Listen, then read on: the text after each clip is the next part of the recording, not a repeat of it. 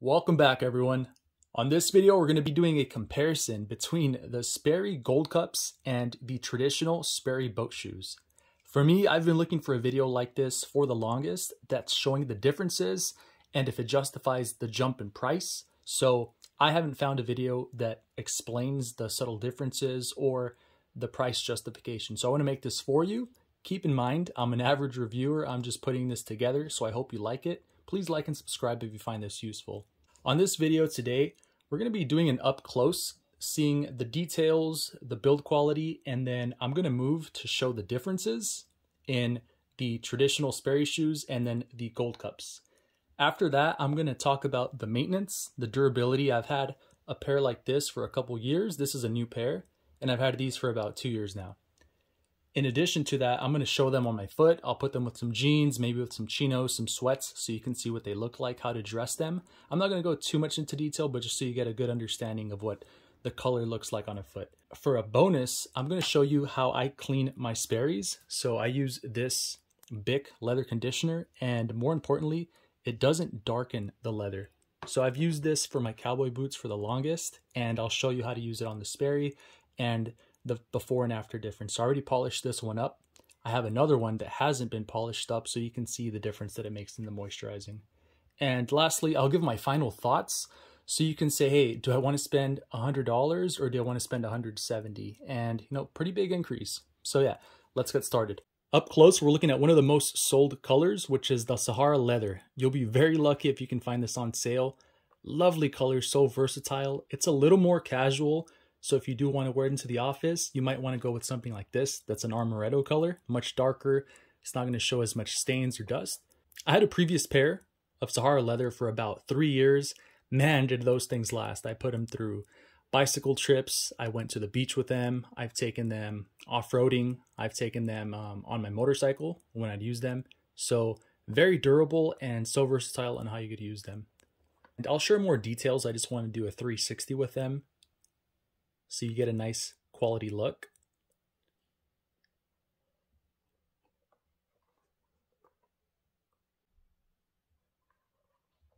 This next one is going to be a soft suede collar that is a light tan color. You can see we have a different insert there. Slightly lighter sole. And this material is a bit more of a foam finish, whereas this boater is going to have more of a coarse leather, synthetic leather insert here. Next, we have the Gold Cup. And keep in mind, this is about 2 years old, so yes, a little gross. I know it's not the most perfect shoe, but I have cleaned it up a bit.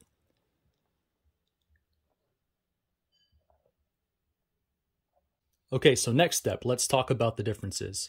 Both of these are the traditional boaters. They don't have any Gold Cup features, but even looking up closer, this does have a bit more of a subtle leather. Now these are all listed as full grain leathers. This particular Gold Cup is listed as a premium full grain leather. All moccasin design, hand sewn, but keep in mind these are hand sewn in Indonesia, so I'm sure the labor costs aren't too high to hand sew something like this, and they're all listed as hand sewn. This Sahara leather, which I've had a previous pair for, wore them for years.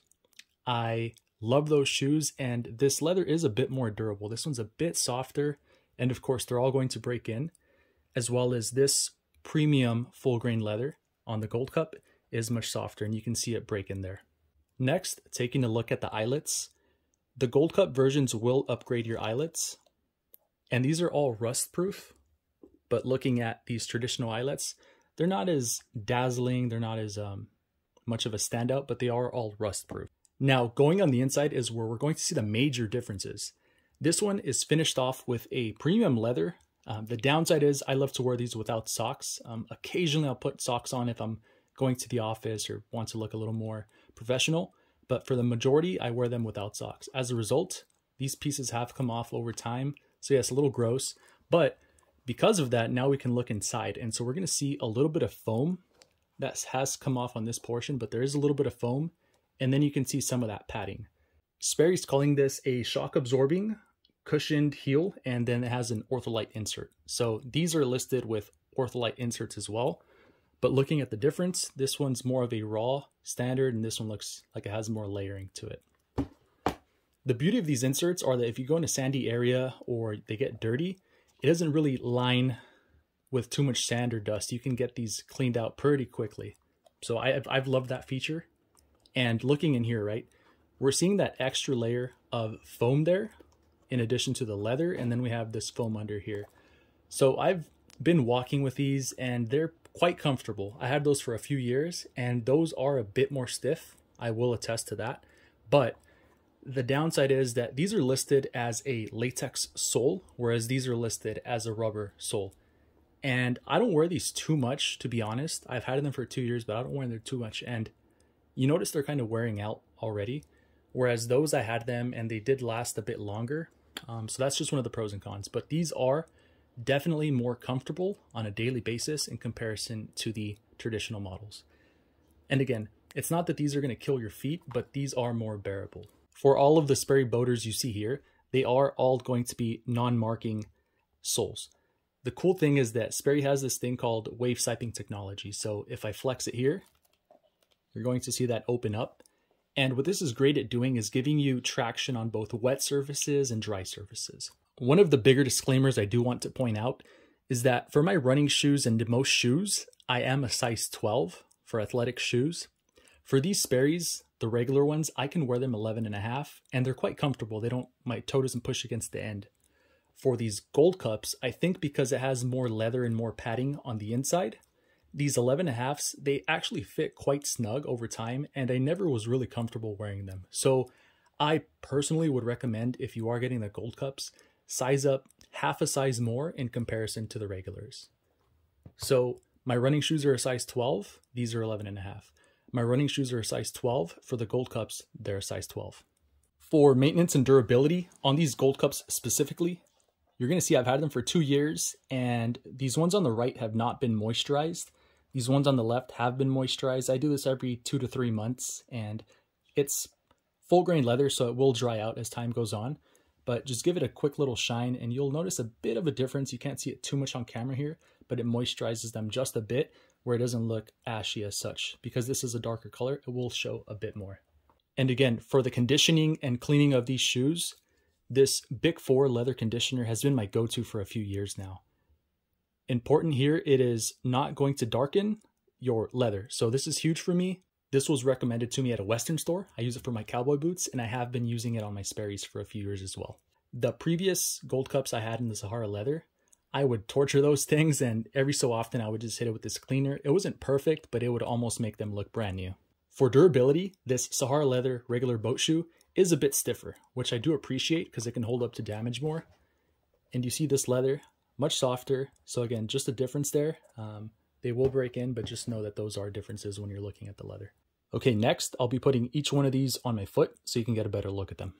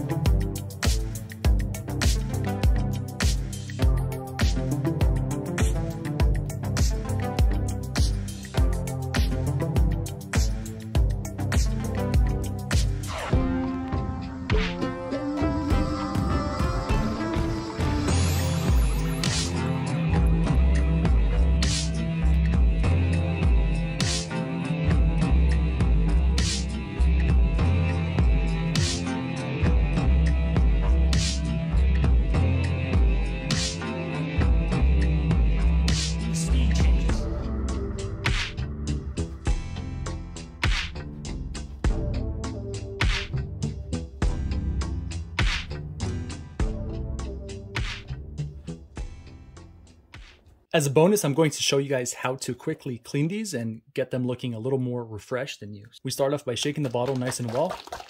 And then I like to use a microfiber towel. You can use a t-shirt. It doesn't have to be anything specific. We're going to douse some sections, and you don't want to spread it all over at once because it is going to start sliding down slowly.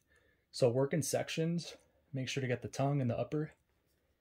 And what I'll do from here is just lightly start to rub it in. And feel free to apply generously, not all at once because you want to let it absorb, but we will apply generously. You can apply another coat if you want, but you see it is moisturizing there. And then some of the drier areas around here. Again, you can put 2 light little layers, 3 layers if you want, and then just get it nice and moisturized. So you can see the front kind of dry there, but it does get moisturized nicely. Thank you everyone for making it this far. Final thoughts: the regular Sperry boaters versus the gold cups. If you're going to be walking on a daily basis and you want something a little more premium, a little more cushioned on your heel, definitely get the gold cups. The padding is noticeable in the heel. Make sure to size up half a size in comparison to these regular sizes. As for durability, I do think these regular versions are going to hold up much better. This leather is a bit softer and the interior is fully lined with leather, which looks very nice. But once it does start ripping, it tends to look a little tacky and some of these smaller pieces will stick on the bottom of your foot. For the price differences, make sure always to look at the sales. You'll be very, very, very lucky that Sperry puts this in the sale, but a lot of times you can find both of these versions in different color variants or finishes on sale. So I've seen the gold cups, they retail for about $170 plus tax. I've seen these listed for $103. It's not too uncommon, just check the sales section. And there are so many variants of the regular 2-eyed boat shoe that they do a bunch of color schemes. You can find these on sale. You can pick some up for about $50 pretty easily. Again, the Sahara, some ways to get these on sale. Occasionally, if you sign up, Sperry will send you a 25 to 30% coupon in the mail, so you can apply it to these shoes. Keep in mind, for those of you that haven't kept up with Sperry's for a while, they have raised the prices. These used to be $94.95. Now they are listed at $99.95. And I believe these were $164.95, now $169.95. Last finishing details, if you do order these through the Sperry website, it is $6 flat shipping to send the shoes back. So whether you order 1 pair or 20 pairs, it's a $6 flat shipping to send them back, and they will deduct that from your return total price. Thank you everyone for watching. I'm going to finish this off with some B-roll footage. Make sure to like the video if you can. This helps my small channel grow and bring more content to you like this in the future. Have a great day. Have a great evening. Striker out.